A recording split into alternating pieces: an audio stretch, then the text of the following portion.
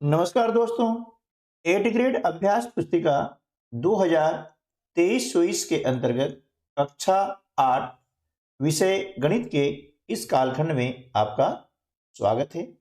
आज के इस वीडियो में हम अध्याय 9 क्षेत्रमिति से संबंधित प्रश्नों को हल करना सीखेंगे। क्षेत्रमिति के अंतर्गत सबसे पहली चीज आती है परिमाप, है ना। कोई भी यदि बंद आकृति है और उस समतल आकृति के चारों ओर की जो दूरी है उसे हम कहते हैं परिमाप, है ना। आकृति कोई सी भी हो, उसकी सभी भुजाओं की मापों का योग परिमाप कहलाता है और उस आकृति द्वारा किसी तल पर घिरे गए क्षेत्र को हम कहते हैं क्षेत्रफल। ठीक है। अब यहां पर आकृति त्रिभुज हो सकती है, समचतुर्भुज हो सकती है, समांतर चतुर्भुज हो सकती है ना। अलग अलग प्रकार की आकृतियां होती हैं और उन सभी आकृतियों के क्षेत्रफल और आयतन ज्ञात करने के सूत्र भी अलग अलग होते हैं। तो उन्हीं से संबंधित जो प्रश्न इस चैप्टर के अंदर दिए गए हैं उनको हम हल करना सीखते हैं कि किस प्रकार से हम जो है पृष्ठीय क्षेत्रफल ज्ञात करेंगे, किस प्रकार से हम आयतन ज्ञात करेंगे, है ना।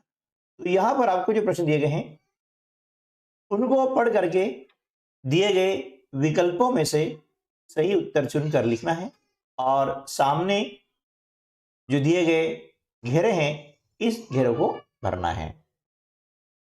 प्रश्न पहला है, यदि एक घन की भुजा को उसकी मूल भुजा से 10 गुना बढ़ा दिया जाए तो उसके आयतन में क्या परिवर्तन होगा। हम जानते हैं कि घन में लंबाई, चौड़ाई और ऊंचाई तीनों बराबर होती है ना। तो जब हम बात करते हैं आयतन की, तो घन का आयतन निकालने के लिए भुजा गुणित भुजा गुणित भुजा सूत्र इसका होता है। अब मूल भुजा जो भी है उसमें यदि हमने क्या किया कि उससे 10 गुना बढ़ा दिया है ना, 10 गुना हमने बढ़ा दिया है, तो 10 गुना लंबाई बढ़ाया है, 10 गुना चौड़ाई में और 10 गुना उसकी ऊंचाई में। तो जब इनका गुणा हम करते हैं कि कितना आता है, ये 1000 हो जाता है ना। यानी उसका जो आयतन है वह 1000 गुना बढ़ जाएगा, है ना। 1000 गुना हो जाएगा। जो भी उसकी भुजा है उस भुजा को हमने यदि 10 गुना बढ़ा दिया है तो उसका आयतन भी कितना हो जाएगा, 1000 गुना होगा, है ना। तो ऑप्शन ए जो है हमारा यहाँ पर सही जवाब हो जाएगा और यहाँ पर हम लिख देंगे कि उसका आयतन, है ना, 1000 गुना होगा। ठीक है ना, 1000 गुना होगा। और अब एक है संगत जो घेरा है इसको हम क्या करेंगे, फिलअप कर देंगे। प्रश्न 2, यदि हम 2 सेंटीमीटर भुजा वाले दो घनों को आपस में जोड़कर रखते हैं तो प्राप्त घनाभ की लंबाई, चौड़ाई और ऊंचाई क्रमशः कितनी होगी। देखिए घन हम जानते हैं कि घन जो होता है ना, उसकी जो है सभी भुजाएं बराबर होती है। इस प्रकार से आपका ये घन हो जाता है ना, ये आपका घन हो गया है। ठीक है। अब 2 घन हैं तो एक घन क्या होगा, इसके पास में जो है इस प्रकार से वो और होगा, है ना, ये वाला घन हो गया।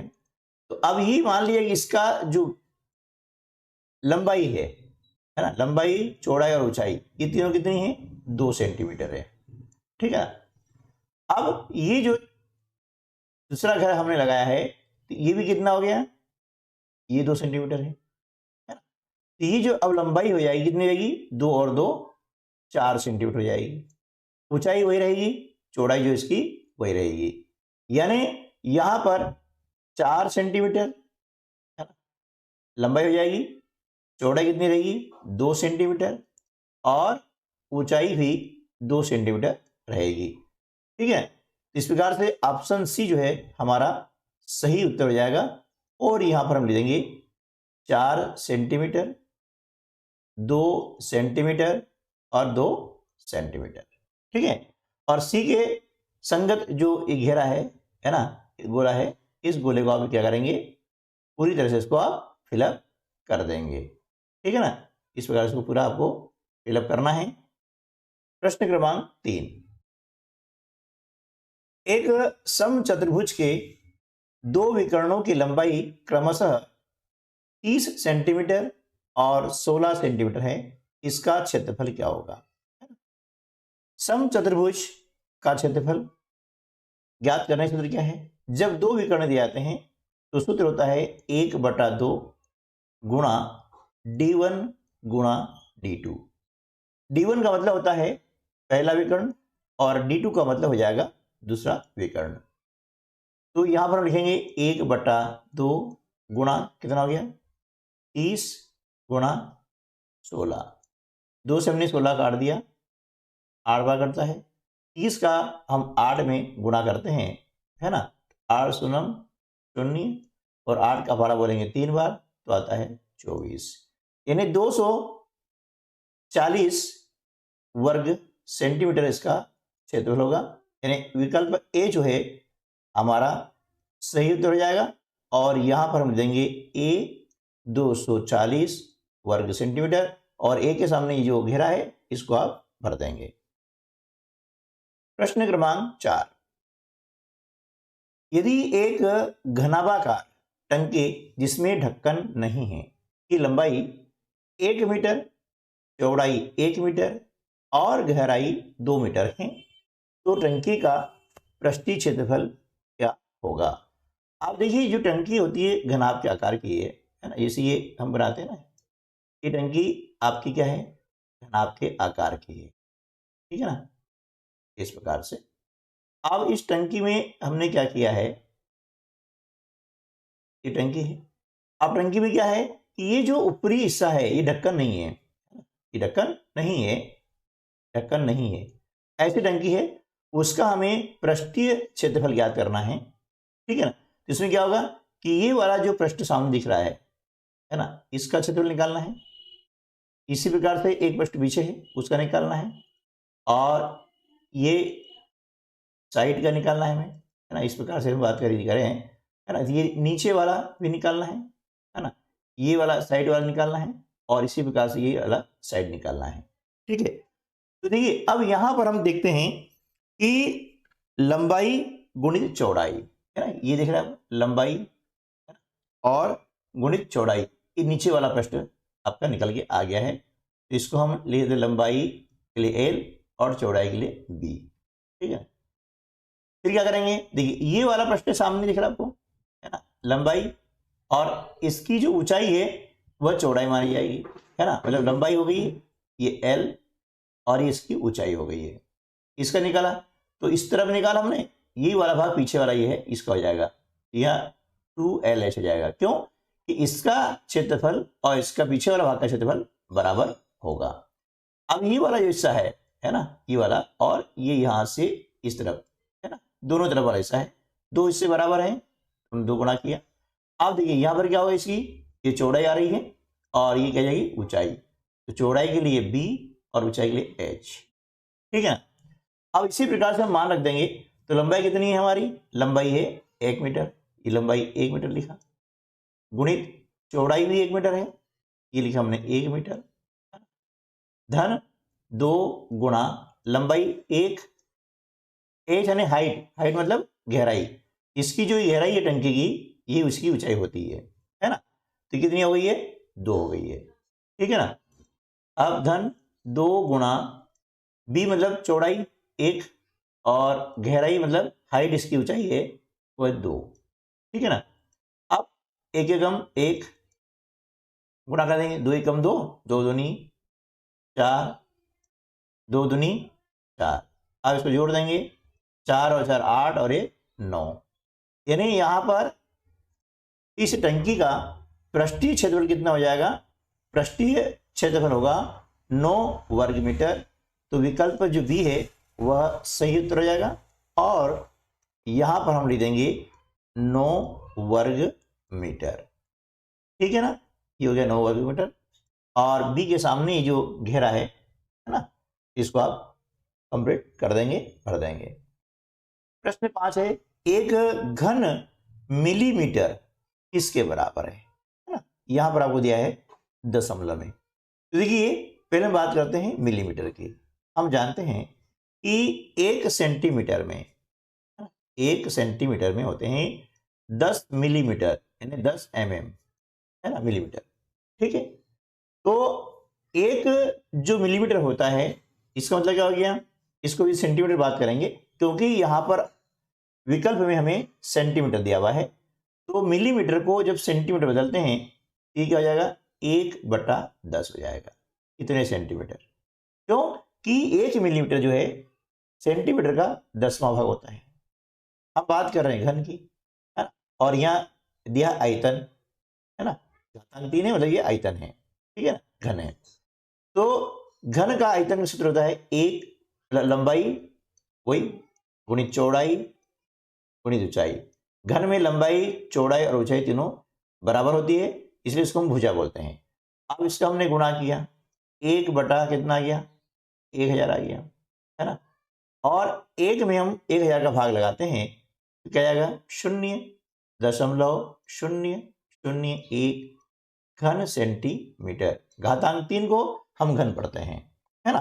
तो ये जो उत्तर कहाँ आ रहा है, विकल्प सी में आ रहा है, इसलिए विकल्प सी जो है हमारा सही उत्तर हो जाएगा, 0.001 घन सेंटीमीटर। ठीक है ना, इस प्रकार से। अगला प्रश्न है, एक ऐसे घन की भुजा ज्ञात कीजिए जिसका पार्श्व पृष्ठीय क्षेत्रफल 400 वर्ग सेंटीमीटर है ना। घन का पार्श्व पृष्ठीय क्षेत्रफल, ठीक है, ये हमें दिया हुआ है। तो यहां पर हम लिख देंगे घन का पार्श्व पृष्ठीय क्षेत्रफल बराबर हमें कितना दिया है, 400 वर्ग सेंटीमीटर हमें ये दिया हुआ है ना। अब इसका सूत्र क्या होता है, इसका सूत्र होता है, देखिए पार्श्व में बात करते हैं तो इसमें जो है 4 तरफ से होता है। जैसे ये आपका ये घन है ना, ये हम घन बनाते हैं इस प्रकार से। तो घन में क्या होता है, ये हमने घन बनाया है ना। तो इसमें क्या होता है, जब पार्श्व होता है ना, एक तरफ ये भुजा हो गई है, ये पृष्ठ हो गया है, एक वाला पृष्ठ ये हो गया है, एक ये वाला और एक पीछे वाला, ये 4 पृष्ठ होते हैं, है ना। ये क्या हो जाते हैं, 4 पृष्ठ, ये पार्श्व पृष्ठीय क्षेत्रफल कहलाता है, ठीक है ना। तो यहां पर ये 4 पृष्ठ हो गए हैं, 4 गुणित, अब एक पृष्ठ जो है इसका क्षेत्रफल क्या होता है, भुजा गुणित भुजा, क्योंकि इसमें लंबाई और चौड़ाई दोनों बराबर होती है। तो भुजा गुणित भुजा का मतलब हो जाता है भुजा का वर्ग, ठीक है ना। तो 4 गुणित भुजा का वर्ग बराबर आपका हो जाता है 400, ठीक है ना। तो भुजा वर्ग बराबर 400 बटे 4, है ना। 4 से इसको हम डिवाइड करते हैं, 4 एकम 4, 0 0, यानी हो जाएगा यहाँ 100, ठीक है ना। अब भुजा वर्ग बराबर होता है 100, हमें याद करना है भुजा, वर्ग का हम पक्षांतर करते हैं तो हो जाता है वर्गमूल, ये 100 का वर्गमूल, है ना। मतलब इसका यदि हम गुणनखंड करते हैं तो 10 गुणा 10 होता है ना। तो भुजा बराबर क्या जाएगा, 10 सेंटीमीटर। भुजा कितनी हो गई, 10 सेंटीमीटर, क्योंकि 100 का वर्गमूल होता है 10, ठीक है। ये आपका आंसर हो जाएगा 10 सेंटीमीटर। अगला प्रश्न है, 21 सेंटीमीटर चौड़ाई वाले एक आयताकार कागज को चौड़ाई के अनुदिश मोड़कर 20 सेंटीमीटर त्रिज्या वाला एक बेलन बनाया जाता है, तो बेलन का आयतन ज्ञात कीजिए। तो ये एक कागज है जो कि क्या है, आयताकार है, इस प्रकार से, है ना। ये कागज है, ये आयताकार कागज है, ठीक है, और इसकी चौड़ाई ये वाली, ये चौड़ाई दी है कितनी, 21 सेंटीमीटर दी है, कितनी दी है हमको, 21 सेंटीमीटर। अब इस कागज को इस प्रकार से मोड़ा, है ना, कागज को मोड़ा हमने, घुमाया है चौड़ाई के अनुसार, तो क्या होगा, इस प्रकार से जो है एक बेलनाकार आकृति बन जाती है। ठीक है ना, एक बेलन बन जाता है ना? इसको जो मोड़ेंगे तो देखिए ये कागज की जो चौड़ाई थी ना, ये चौड़ाई, इसी क्या हो गई, बेलन की ऊंचाई। समझ रहे हैं ना, कागज की जो चौड़ाई है वह क्या हो गई, बेलन की ऊंचाई बन गई है। अब हमें बेलन का आयतन ज्ञात करना है। क्या ज्ञात करना है, बेलन का आयतन। तो यहां पर हमें क्या दिया हुआ है, अब बेलन की जो ऊंचाई दी है, बेलन की ऊंचाई क्या हो गई, आयत की चौड़ाई हो गई। बेलन की ऊंचाई बराबर आयत की चौड़ाई। ठीक है ना, ये दोनों क्या हो गई, बराबर हो गई है। तो h, ऊंचाई के लिए हम h यूज करते हैं, तो h बराबर कितना हो गया, 21 सेंटीमीटर। और हमें दी गई त्रिज्या, यानी यहां से यहां तक की दूरी, ठीक है, ये कहलाती त्रिज्या यानी r, ये हमें दिया हुआ है 20 सेंटीमीटर। ठीक है, तो अब हम आसानी से बेलन का आयतन ज्ञात कर सकते हैं। तो यहां पर हम सूत्र लिख देंगे, बेलन का आयतन बराबर, है ना, अब ये सूत्र हमें याद रखना होगा कि बेलन का आयतन बराबर सूत्र होता है पाई आर वर्ग एच। ठीक है ना, पाई आर वर्ग एच। पाई का मान हमेशा होता है 22/7। ठीक है ना, अब आर का मतलब क्या हो गया है, त्रिज्या कितनी है, 20 सेंटीमीटर है, वर्ग है, मतलब इसको 2 बार लिखना है, 20 गुणा 20। ठीक है ना, एच का मतलब ऊंचाई, ऊंचाई कितनी दी हमें, 21 सेंटीमीटर, ये 21 सेंटीमीटर लिखा है ना। अब 7 से हम काटेंगे 21 को, 7 तिया 21, 3 बार कट जाता है। अब यहां पर क्या बचा हुआ है, 22 गुणा 20 गुणा 20 गुणा 3, है ना। अब इन सबका हम गुणा करते हैं तो गुणनफल कितना आ जाता है, 26,400, है ना, 26,400। अब आयतन है इसलिए यहां पर आएगा घन सेंटीमीटर, यानी सेंटीमीटर घातांक 3 आएगी, या फिर इसे हम इस प्रकार से भी लिख सकते हैं, घन सेंटीमीटर, है ना। यदि घातांक में आप गलती कर जाएं तो इस प्रकार भी इसको लिखा जा सकता है, और ये हमारा आंसर आ जाएगा। ठीक है ना, चलिए नेक्स्ट क्वेश्चन है, 5 सेंटीमीटर भुजा वाले घन का आयतन ज्ञात कीजिए। तो यहां पर भुजा में दी है 5 सेंटीमीटर, है ना। तो यहां पर हम सूत्र लिख देंगे, बहुत आसान सवाल है, कि घन का आयतन बराबर क्या होता है, भुजा की घातांक 3, क्योंकि घन में लंबाई, चौड़ाई और ऊंचाई तीनों ही बराबर होती है, इसलिए उसे भुजा बोलते हैं। अब भुजा कितनी है, 5 है, 5 का घन, इसका मतलब क्या हो गया, 5 गुणा 5 गुणा 5, तो 5 का गुणा 5 करते हैं 25 आता है, 25 में 5 गुणा करने पर आ जाएगा 125 घन सेंटीमीटर। ठीक है ना, और ये आपका आंसर आ जाएगा 125 घन सेंटीमीटर। ठीक है, प्रश्न क्रमांक 9, एक ऐसे घनाभ की ऊंचाई ज्ञात कीजिए जिसके आधार का क्षेत्रफल 18 वर्ग सेंटीमीटर और जिसका आयतन 90 घन सेंटीमीटर है। ठीक है ना, यहां पर हमें घनाभ की ऊंचाई ज्ञात करनी है। ठीक है ना, घनाभ की ऊंचाई हमें ज्ञात करनी है, तो सूत्र यहां पर हम लिख देते हैं, क्योंकि यहां हमें दिया है घनाभ का आयतन दिया है ना, तो यहां पर लिखेंगे घनाभ का आयतन बराबर, कितना दिया है हमें, 90 घन सेंटीमीटर दिया हुआ है। कितना दिया है, 90 घन सेंटीमीटर। ठीक है, अब घनाभ का आयतन का सूत्र क्या होता है? देखिए, घनाभ में आधार होता है ना, तो हम क्या करेंगे, यहाँ पर लिखते हैं आधार का क्षेत्रफल, कर देंगे आधार का क्षेत्रफल गुणित क्या हो जाता है, इसकी ऊंचाई, है ना। आधार का क्षेत्रफल गुणित ऊंचाई, क्योंकि आधार में क्या होता है, लंबाई और चौड़ाई होती है, तो लंबाई और चौड़ाई का गुणा करेंगे तो निकलेगा क्षेत्रफल गुणित ऊंचाई, बराबर हमें दिए ये 90 घन सेंटीमीटर।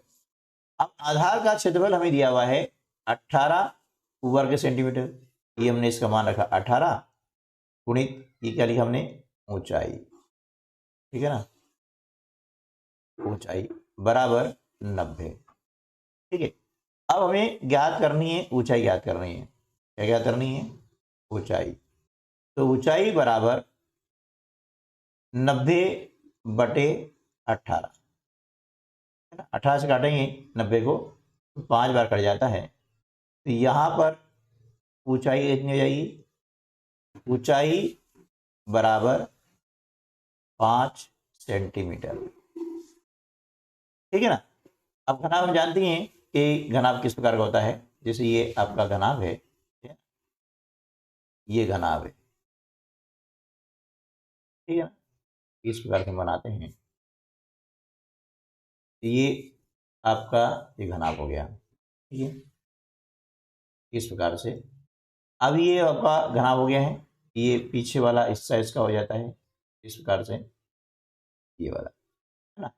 तो यहाँ पर ये जो इसका क्या आधार है, ये वाला हिस्सा, है ना, इसमें देख रहे हैं ये लंबाई है और ये इसकी चौड़ाई है, तो लंबाई गुनी चौड़ाई क्या हो जाता है, क्षेत्रफल।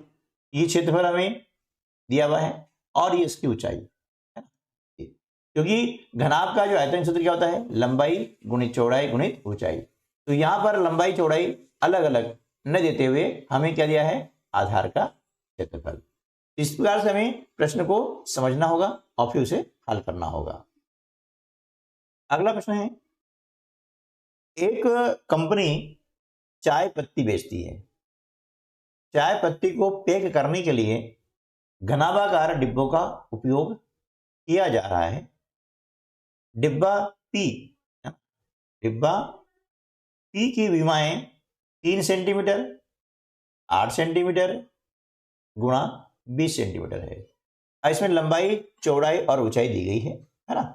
क्रम आगे पीछे भी है, क्योंकि लंबाई हमेशा क्या होती है, ज्यादा होती है ना, चौड़ाई और ऊंचाई कम ज्यादा हो सकती है। ठीक है, खैर उससे कोई फर्क नहीं पड़ना है, कोई से माप ले लेंगे तभी उत्तर हमारा सही आएगा। और डिब्बा क्यू जो है, देखिए डिब्बा क्यू की विमाएं हैं 2 सेंटीमीटर गुणा 10 सेंटीमीटर गुणा 24 सेंटीमीटर। डिब्बे का कौन सा आकार कंपनी के लिए आर्थिक दृष्टि से लाभदायक होगा?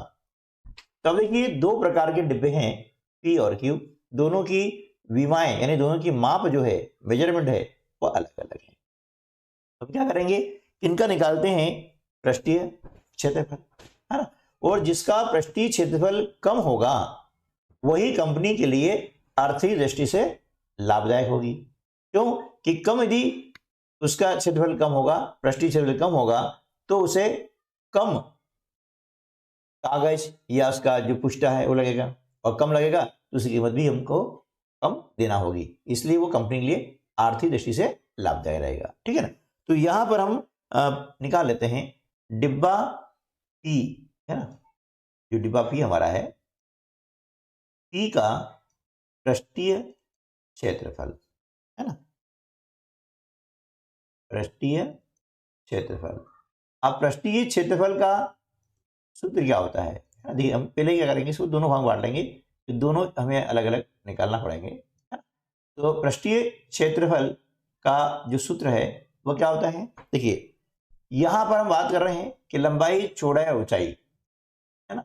ये डिब्बा कैसा है, घनाभ के आकार का है, तो घनाभ का जो पृष्ठीय क्षेत्रफल का सूत्र है वो क्या होता है, 2 गुणित कोष्टक में लंबाई गुणित चौड़ाई यानी एल बी धन लंबाई गुणित ऊंचाई LH धन चौड़ाई गुणित ऊंचाई, ये इसका होता है पृष्ठीय क्षेत्रफल याद करने का सूत्र होता है ना। तो यहां पर हमें मान रखना है 2 गुणा, अब इसमें लंबाई कितनी है 3 मान लीजिए, चौड़ाई ये मान लीजिए, है ना। हालांकि लंबाई ज्यादा होती है 20 आती है, 20 ही मान सकते हैं, ये मान सकते हैं, इसी क्रम में रख देंगे, कोई दिक्कत नहीं है। तो लंबाई वैसे क्या हो गई 20 हो गई, तो हमने लंबाई 20 माना, ठीक है ना। अब चौड़ाई इन दोनों में से कुछ भी हो सकता है, तो हम चौड़ाई क्या कर रहे हैं 8 मान रहे हैं, ठीक है ना। ये हमने लंबाई मान लिया है, ये चौड़ाई मान लिया है, और ये इसको ऊंचाई मान लिया है, ठीक है ना। तो चलो ये हो गया आपका लंबाई गुणित चौड़ाई हो गया धन, फिर आ रहा है लंबाई, लंबाई हमारे पास में कितनी है 20 गुणा ऊंचाई, ऊंचाई है 3, ठीक है ना, धन b यानी चौड़ाई 8 गुणा h यानी 3, ये हमने मान रख दिया इस प्रकार से। अब यहां पर हम इनका क्या करेंगे गुणा करेंगे, 20 से गुणा 8 में करते हैं 160 आता है, ठीक है ना, धन 20 का गुणा 3 में करते हैं तो 20 तिया 60, और 8 का गुणा 3 में किया तो 24, ठीक है।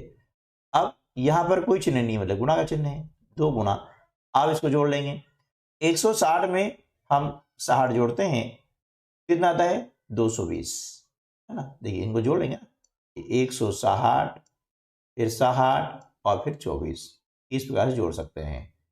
ये 4 आ गया, 6 और 6 12 और 2 14 के 4, हासिल का 1 और 1 2, ये 244।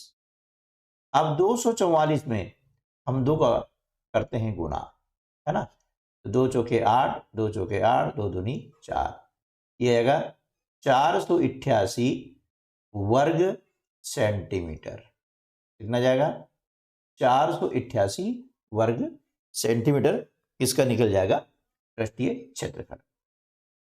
अब इसी प्रकार से जो डिब्बा Q है ना, उसका भी हम निकालते हैं पृष्ठीय क्षेत्रफल। तो यहां लिख देंगे डिब्बा Q का पृष्ठीय क्षेत्रफल बराबर, सूत्र वही होता है 2 गुणित कोष्टक में LB धन LH धन BH, ठीक है ना।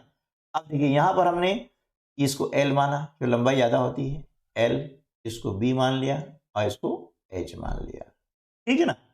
तो यहां पर अब जो इसके मान रख देंगे हम इस प्रकार से, L कितना है 24, ये लिखा 24, ठीक है, गुणा V कितना है 10, ये लिखा 10, धन L कितना है 24, ठीक है, H कितना है 2, धन B कितना है 10 और H कितना है 2, ठीक है ना, ये इस प्रकार से। अब इनका हम क्या करेंगे गुणा कर लेंगे, 24 का 10 में गुणा करते हैं तो आएगा 240, धन 24 का 2 में गुणा करते हैं तो आता है 48, धन 10 गुणा 2 में करेंगे तो 20, ठीक है। अब इन तीनों को हम क्या करेंगे जोड़ देंगे, है ना, फिर 240 है 48 और 20, इन तीनों हमने क्या किया जोड़ दिया, कितना आ जाएगा 4 और 4 8 और 2 10 की 0, हासिल का 1 और 2 3, ये हो गया 308 आ गया। अब 308 में हम 2 का गुणा करते हैं तो कितना आ जाएगा 616 वर्ग सेंटीमीटर, ठीक है, 616 वर्ग सेंटीमीटर, ठीक है। अब हम देख रहे हैं कि यहां पर डिब्बा जो P है इसका पृष्ठीय क्षेत्रफल कम है ना, तो ये कंपनी के लिए आर्थिक दृष्टि से लाभदायक होगा।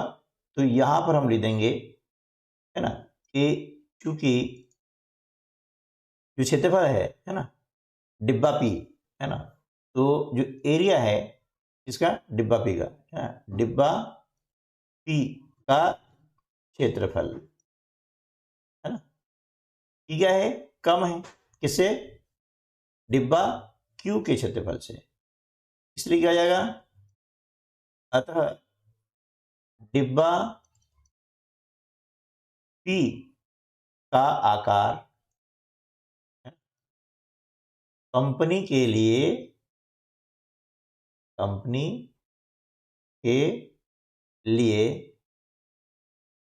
आर्थिक दृष्टि से, क्या लिखेंगे यहाँ पर, आर्थिक दृष्टि से लाभदायक रहेगा। ठीक है ना, ये जगह लाभदायक रहेगा। ठीक, ये आपका उत्तर आ जाएगा, क्योंकि जो डिब्बा पी है इसका क्षेत्रफल कम है ना। इस प्रकार से हम यहाँ पर लिख सकते हैं। अगला जो प्रश्न है,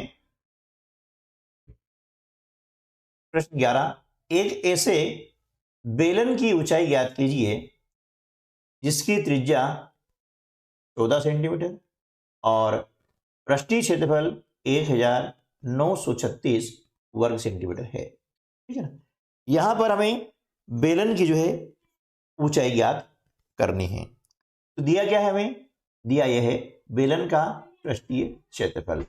तो यहां पर हम लिख लेते पहले, है ना, बेलन का पृष्ठीय क्षेत्रफल। ठीक है ना, क्या लिख देंगे अपन, बेलन का पृष्ठीय क्षेत्रफल।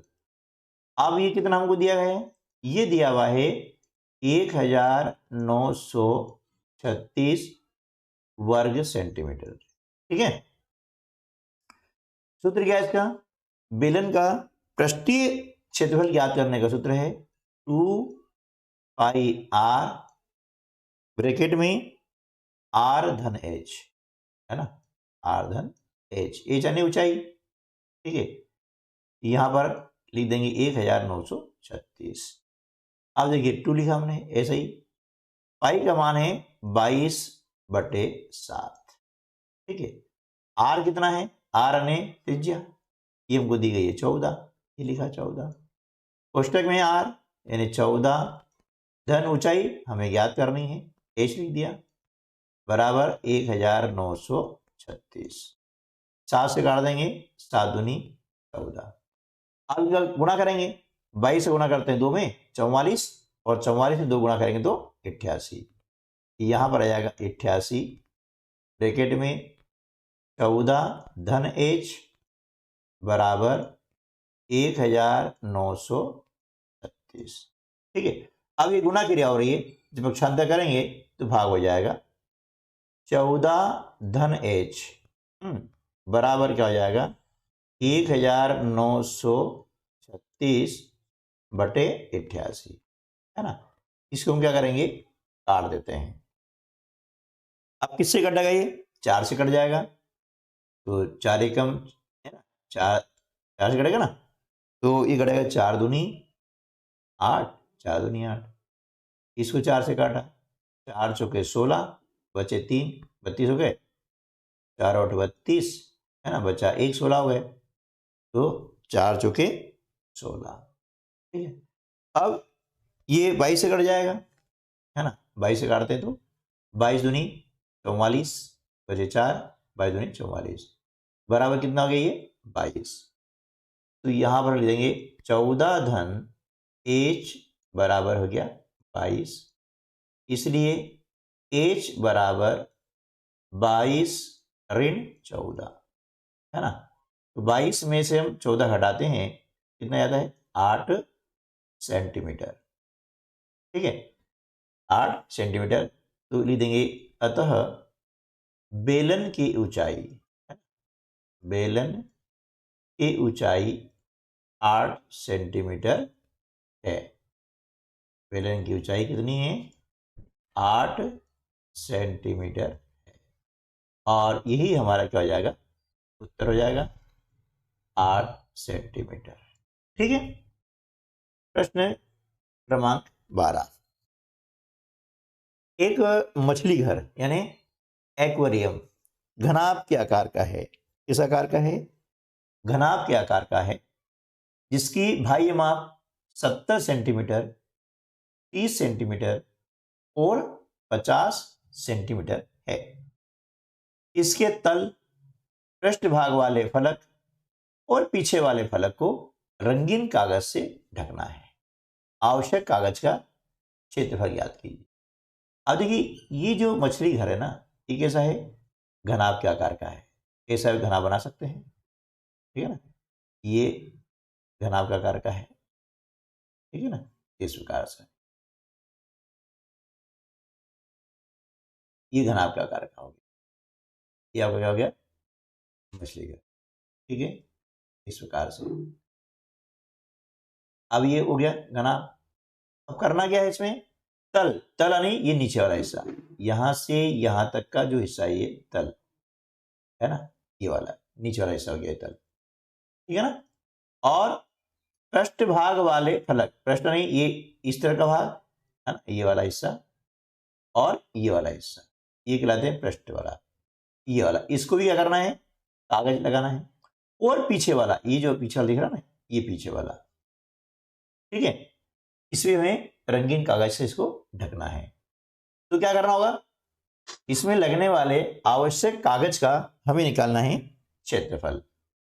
तो यहां पर हम लिख देते हैं आवश्यक कागज का क्षेत्रफल बराबर, अब कितना क्षेत्रफल आता है वो हमें ज्ञात करना है ना? तो क्या करेंगे? देखिए, ये हमें निकालना, इसका क्षेत्रफल निकालना है।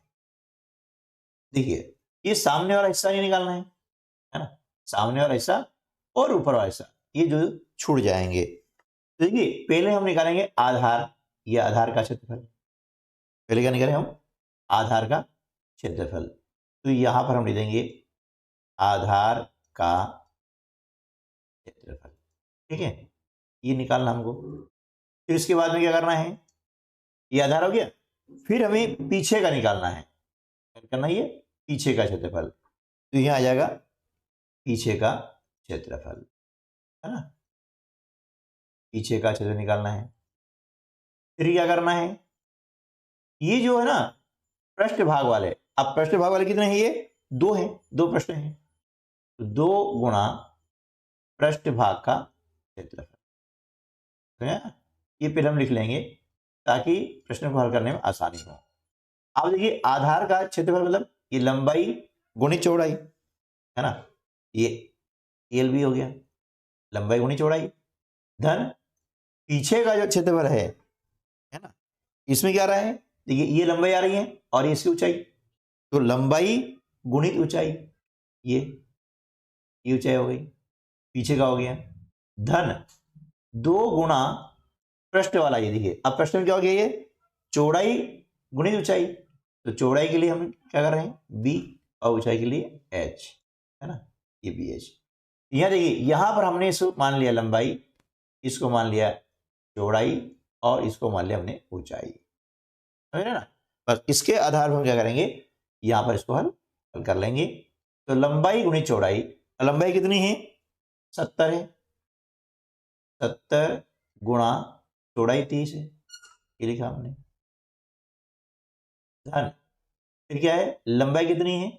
लंबाई 70 है, गुणा ऊंचाई 50 लिखा, धन 2 गुणा चौड़ाई 30 और ऊंचाई 50, ठीक है ना, इस प्रकार से ये हमने यहां पर लिख दिया है।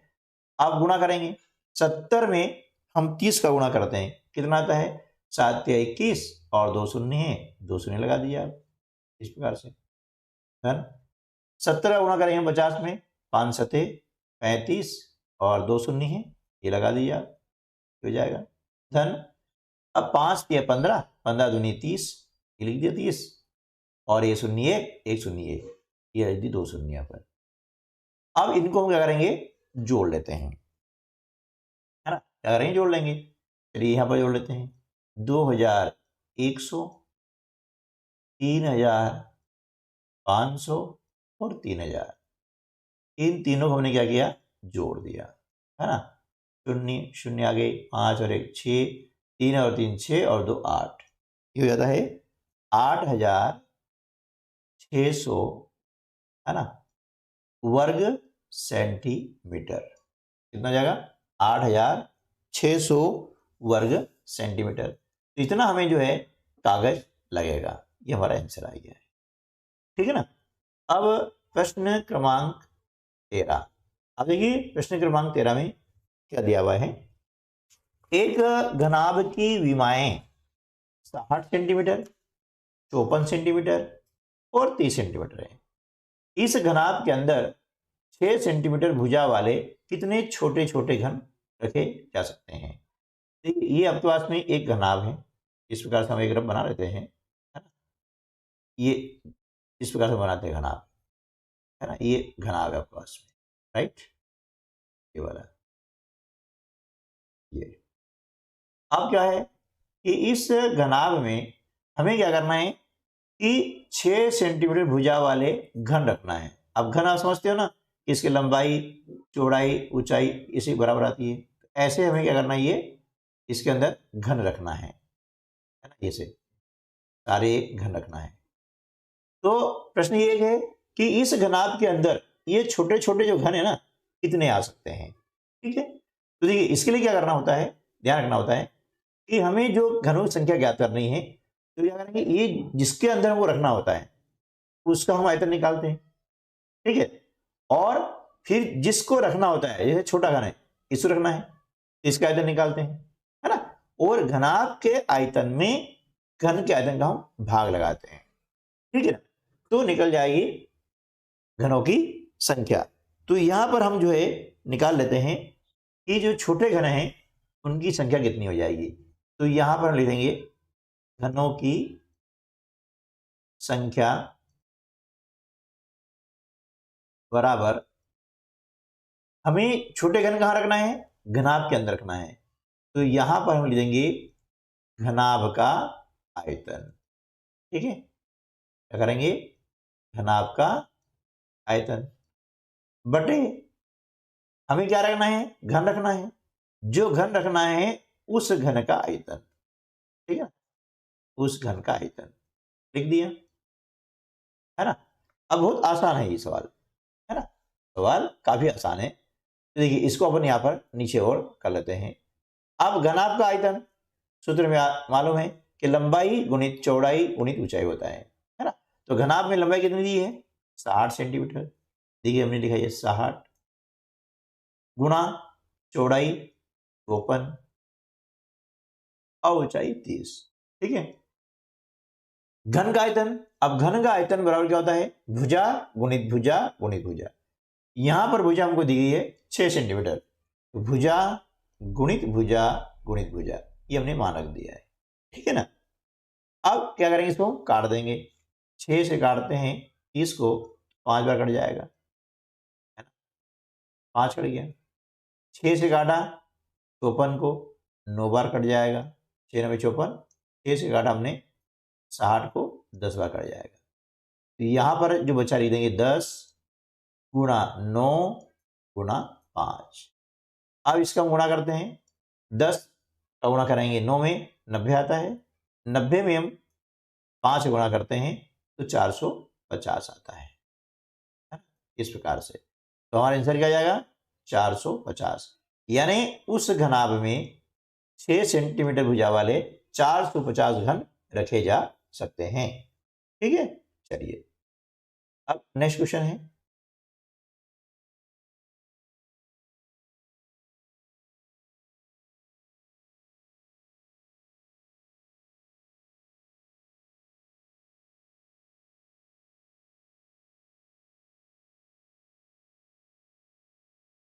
प्रश्न 14। एक भवन में 18 बेलनाकार खंभे हैं। खंभे किसे हैं, बेलनाकार हैं। कितने हैं, 18 है। प्रत्येक खंभे की त्रिज्या 35 सेंटीमीटर है और ऊंचाई 5 मीटर है। ध्यान रखिएगा, त्रिज्या सेंटीमीटर में है, ऊंचाई मीटर में है। ठीक है ना। आगे चलते हैं।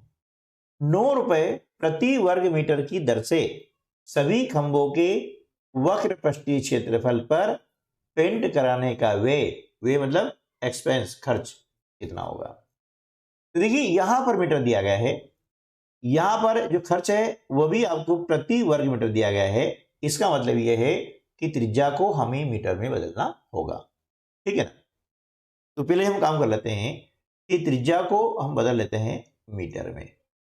त्रिज्या हमें दी गई है कितनी, 35 सेंटीमीटर, ठीक है ना।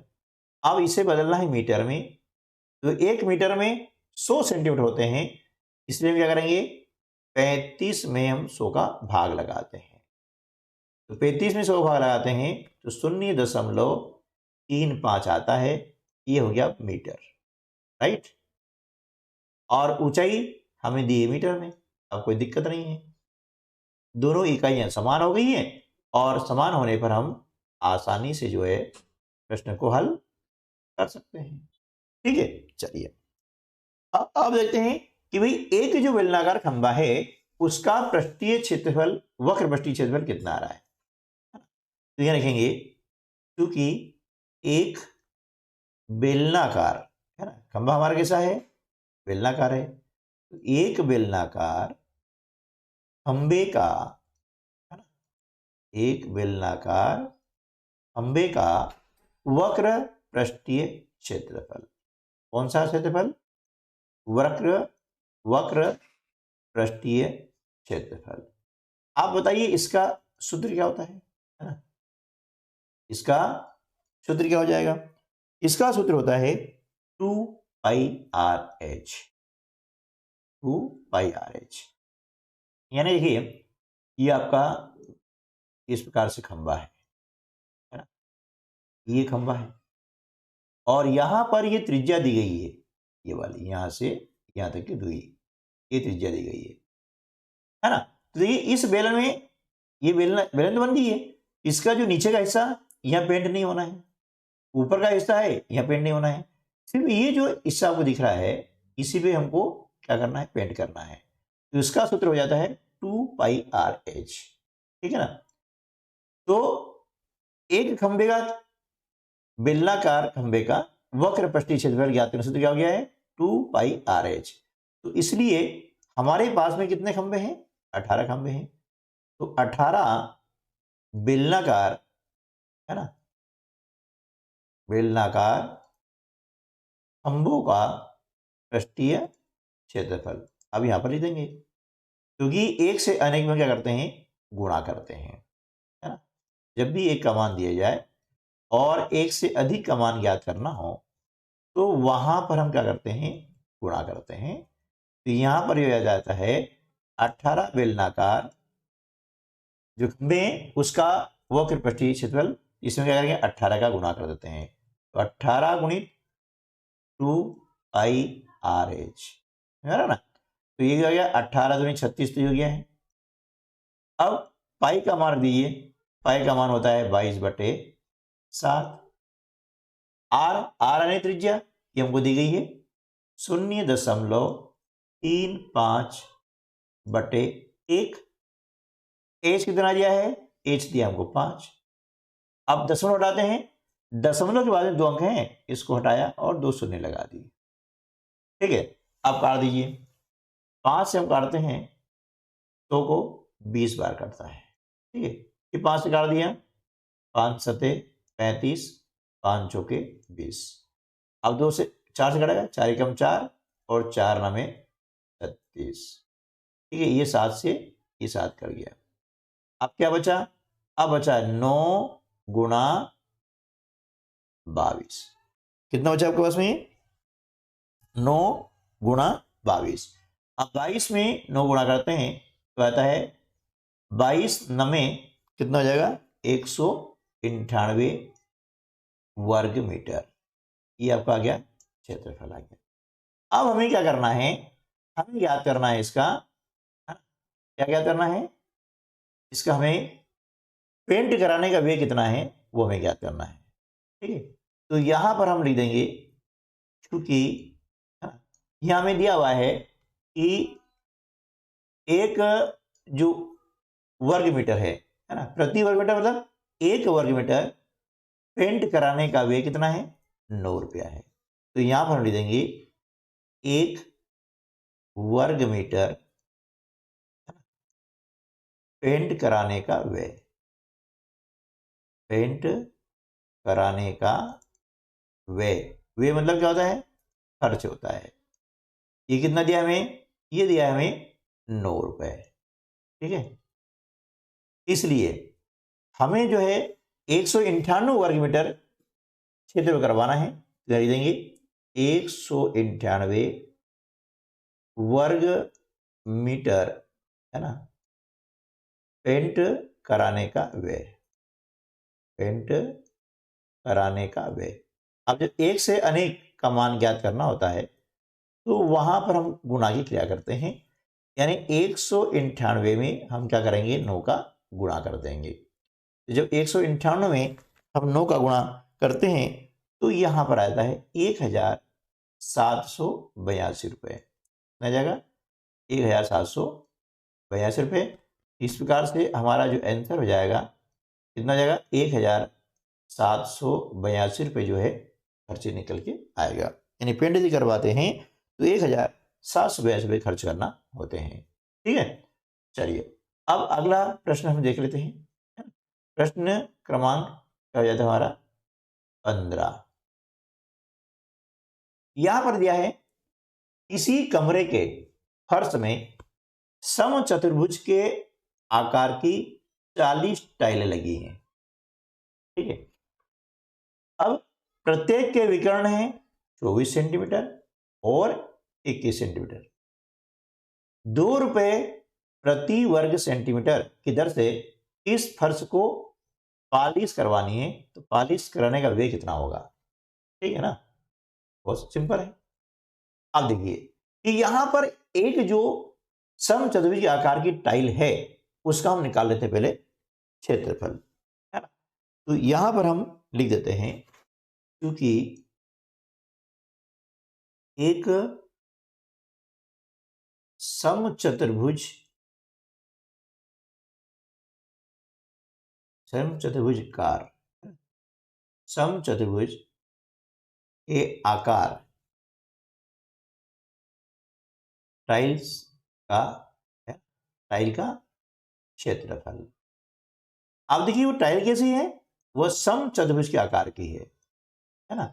और समचतुर्भुज का क्षेत्रफल निकालने सूत्र क्या होता है, 1/2 d1 d2, मतलब यहां पर गुणा चिन्ह रहता है, d1 गुणित d2। d1 का मतलब होता है पहला विकर्ण और d2 का मतलब होता है दूसरा विकर्ण, ठीक है। तो हम इसका एक टाइल का क्षेत्रफल निकाल लेते हैं। 1/2 गुणित d1 कितना है 24 और d2 है 21। 2 से काटा, 2 एकम 2, 2 दूनी 4, ये हो जाएगा कितना 12 गुणा 21। जब 12 में 21 का हम गुणा करते हैं तो आता है 252 वर्ग सेंटीमीटर, ठीक है। इसलिए अब हमारे पास में कितनी टाइल है, 40 है, तो इसलिए 40, है ना, टाइल कैसी है, समचतुर्भुज के आकार की है ना। तो समचतुर्भुज आकार की जो टाइल है उसका हम निकालेंगे क्षेत्रफल। तो एक से अनेक में हम क्या करते हैं, गुणा करते हैं, है ना। एक टाइल का क्षेत्रफल हमें दिया हुआ है, कितना दिया हुआ है, जो भी हमने ज्ञात किया है 252, और हमें ज्ञात करना है 40 टाइल का क्षेत्रफल। इसमें हम क्या करेंगे, 40 का गुणा कर देते हैं। तो गुणा करने पर यह क्षेत्रफल हो जाता है कितना, 10,080 वर्ग सेंटीमीटर हो जाएगा, 10,080 वर्ग सेंटीमीटर इसका क्षेत्रफल हो जाता है। अब इसको पॉलिश करवानी है, तो पॉलिश कराने खर्च कितना है, प्रति वर्ग सेंटीमीटर, यानी एक वर्ग सेंटीमीटर खर्च कितना है, 2 रुपया है। तो यहां पर चूंकि हम जमा लाएंगे, क्योंकि एक वर्ग सेंटीमीटर, एक वर्ग सेंटीमीटर फर्श को पॉलिश करने का व्यय, है ना, पॉलिश करने का व्यय, व्यय मतलब खर्च कितना है, 2 रुपया है ना, कितना है 2 रुपये। ठीक, इसलिए हमारे पास कितना है 10,080 तो लिख देंगे, इसलिए 10,080 वर्ग सेंटीमीटर फर्श को पॉलिश कराने का व्यय, पॉलिश करने का व्यय। एक से अनेक में हम क्या करेंगे, गुणा करते हैं। कितना खर्च लगेगा, तो यहां पर हमने लिखा दूर पे एक वर्ग सेंटीमीटर के, तो हमारे पास कितना है 10,080 वर्ग सेंटीमीटर है, इसमें हमने गुणा कर दिया। अब जब गुणा कर दिया तो गुणा करने पर 20,160 रुपये आएंगे। कितने आएंगे 20,160 रुपये। ये आपका आंसर हो जाएगा कि जो खर्च आ रहा है वो आ रहा है 20,160 रुपये। ठीक है दोस्तों, तो आज के वीडियो में बस इतना ही। मिलते हैं अगले वीडियो में, तब तक के लिए नमस्कार, जय हिंद।